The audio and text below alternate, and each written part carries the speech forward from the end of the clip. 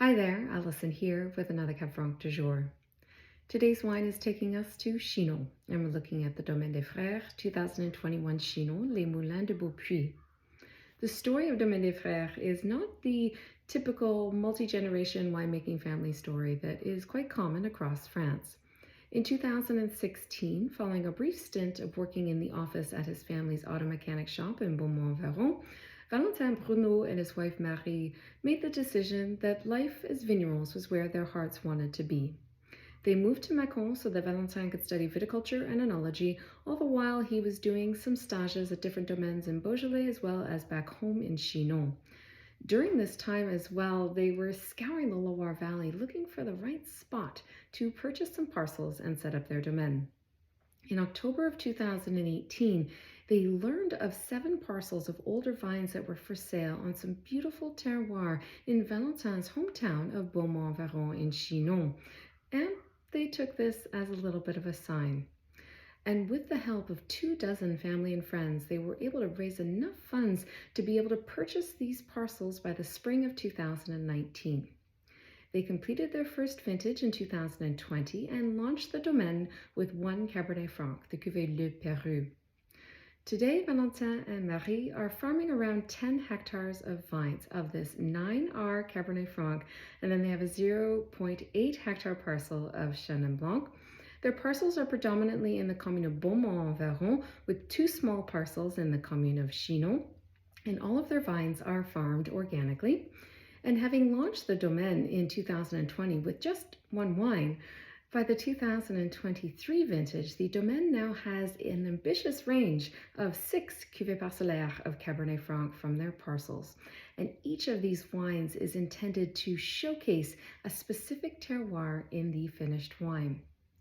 Now today we're looking at Les Moulins de Beau Puy, which is from one of their lieux-dits in Beaumont-en-Véron.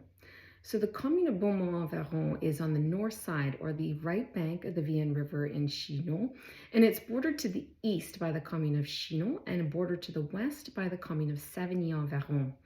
And Beaumont-en-Véron, Savigny-en-Véron, and the commune of Avoine, these 3 communes make up what is often referred to as the Véron Peninsula, which is this triangular piece of land that is defined by the meeting of the Loire River and the Vienne River. Because there is a fault at Avoine, this creates a very distinct separation in terms of the landscape here on the Véron Peninsula. And what we find in Savigny-en-Véron and Avoine is very different than what we find in Beaumont-en-Véron.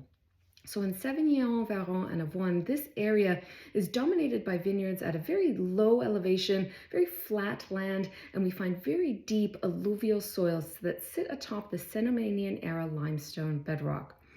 The viticultural landscape in Beaumont-en-Véron, however, it undulates a lot more, and it undulates gently to the east towards Chinon. And because of this undulating terroir, we find a number of different exposures here in Beaumont-en-Véron.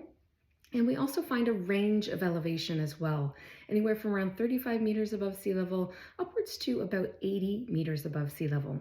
And because of the undulating nature of the terrain and this elevation, this gives way to 2 kinds of terroirs in Beaumont-en-Véron. We find alluvial soils, and then we find the soils that are influenced by the Turonian Tuffeau chalk.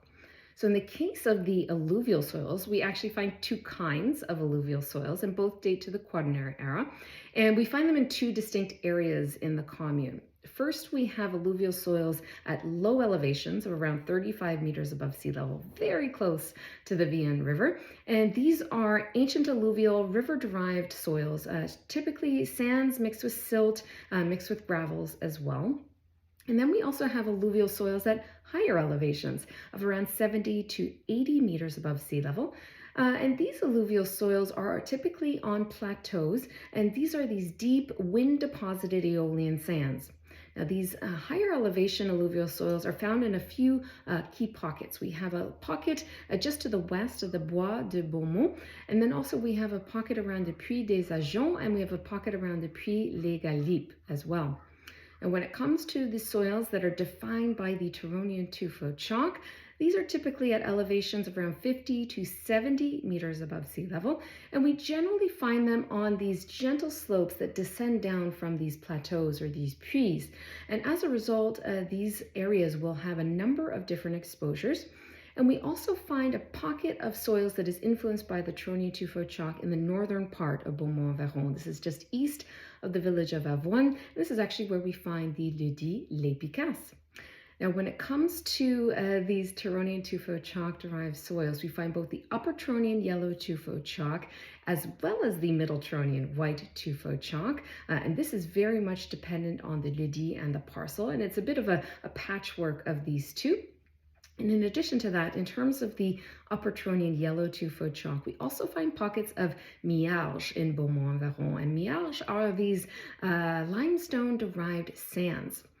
Now, when it comes to the topsoils on these terroirs that are influenced by the Turonian Tuffeau chalk, the topsoils are generally more shallow, and we also tend to find a little bit more clay in the topsoils as well. Now, looking at today's wine, this is from 2.5 hectares of vines, and this is from the Lieux-dits Les Moulins de Beau Puy. And as the name might suggest, Puy, this is referring to these higher plateaus. So we are very close to that area, and Moulin in French refers to windmills. So there was at one time a lot of windmills installed in this area. But these parcels are actually on a gentle north-facing slope, and the slope actually faces the southern slope of Les Picasses, which is literally directly to the north, about 650 meters. The topsoil here is relatively shallow. We have 30 to 50 centimeters of topsoil with a little bit more clay in the topsoil as well. And we have the influence here of the Upper Turonian yellow Tuffeau chalk bedrock. And in terms of the vines, they were planted between 1970 and 1986. Now, from a winemaking perspective, the fruit for this wine was all hand harvested. It was destemmed but not crushed. And then the fermentation is whole berry, and it takes place in concrete with indigenous yeast. And the maximum fermentation temperature hit about 28 degrees Celsius. Now, the time on skins was about 3 weeks, and then in terms of extractive techniques, very little was done here by way of extractive techniques, really just infusion, perhaps a few pump overs here and there just to keep things nice and healthy. And then the élevage was for 12 months in 25 hectoliter older wooden casks. So, with that said, let's dive into this wine. Okay, so one of the first things that I noticed when I smelt this wine, when I was making my notes earlier, is cool. There was something instantly cool about this wine, cool temperature-wise. 2021 was a cooler vintage, or a perhaps more classic vintage. As well, we're on a north-facing slope. We have a little bit more clay here, so this would be a cooler terroir. So it was like cool on cool on cool. So I was getting this kind of cool energy about the wine. And for me, that doesn't necessarily mean red or black fruits. It's more kind of smaller, tartar fruits as opposed to sweeter fruits. So in this, I'm getting a mix of red and black currant. There's a little bit of cranberry in here as well.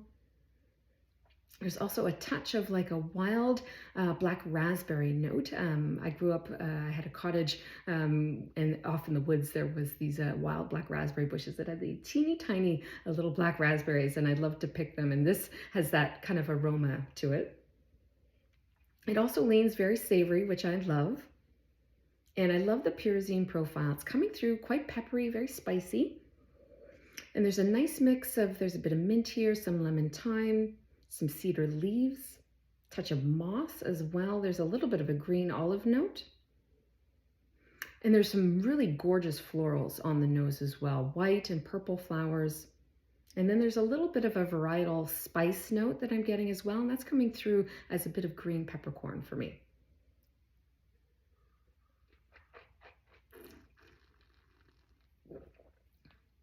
In terms of the palate, those same kind of tartar, smaller berries come through on the palate. There's actually a little bit more in the middle of the palate, a little bit more of like a strawberry, or excuse me, a raspberry preserve note, like a seeded raspberry preserves, if that makes any sense. And it's coming just through on the middle. There's also a nice juiciness to the palate as well. And for me, that's coming through as a bit of blood orange juice, which I love when I get that note in Cabernet Franc, that little bit of blood orange juice.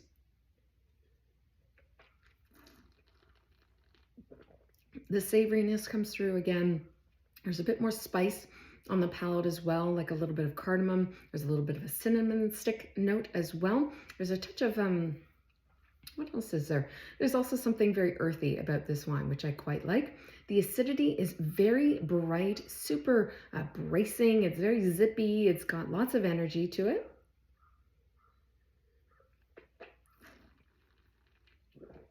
The acidity as well is very persistent.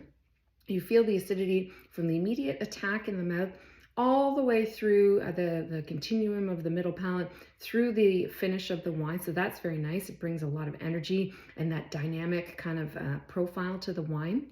The tannins are very, very fine and finely woven as well. And there's a slight firmness to the tannins, and the texture of the tannins reminds me of a fine woven cotton. So you can almost sense when you've touched like a fine woven cotton, you can almost feel the linear nature of the tannin. So I am kind of feeling that here in the texture of this wine. Yeah, overall, this wine has a nice juicy profile, a little bit of crunchiness to it as well. It's lean, it's got a nice delicacy to it, and great energy and great, yeah, there's like a nervous kind of persistence to the wine. And it does feel very true to the place, very true to the vintage. I'm getting a little bit of what's interesting is on the middle palate, there's almost like a stickiness to the tannins in a really distinct way, as if I can sense that little bit of the clay impact there. It's creating this like kind of resistance on the middle palate, which is nice because that's providing just that little bit of extra structure for this wine, which makes it, as much as it does have that kind of early drinking, juicy, drinkable factor, it also has some nice structure here that I think would serve really well in terms of some food pairings on the table. You know, it's a great food wine with all of that acidity and a lot of complexity and concentration here as well, despite the more lean, kind of delicate profile. Overall, this is a fantastic introduction to Domaine des Frères. And, you know, I have to say, this is a domain that I look forward to following. You know, it's fairly young in terms of its evolution. And, you know, this is what, their third, well, this would be their, this would be their second vintage technically, but they've only done a few vintages so far. But this is a domain that I am very excited to follow because when I was having an exchange with Valentin with regards to his terroirs, and his excitement just leapt off the screen in terms of the email. Like I could sense that he was just very excited about what he was doing and the mission for Domaine des Frères in terms of showcasing their terroirs in the wines. And I gotta say, you know, I feel that. I believe that Cabernet Franc has the ability to showplace. I believe that it's a very site-sensitive grape variety. So I love when I encounter vignerons, whether it's in the Loire or anywhere else, that really believes that that this grape can communicate place in the glass. And I am very excited about Valentin and Marie's journey with Cabernet Franc and what is to come for Domaine des Frères. If you've happened to have these wines before, if you've had another cuvée perhaps from Domaine des Frères, I would love to know what you thought of the wines in the comments below. Or if you have another favorite vigneron in Beaumont-en-Véron or somewhere else in Chinon, I always love to discover new producers, so hit me up in the comments below with that as well. And of course, as always, I will be back again soon with another wine. Cheers.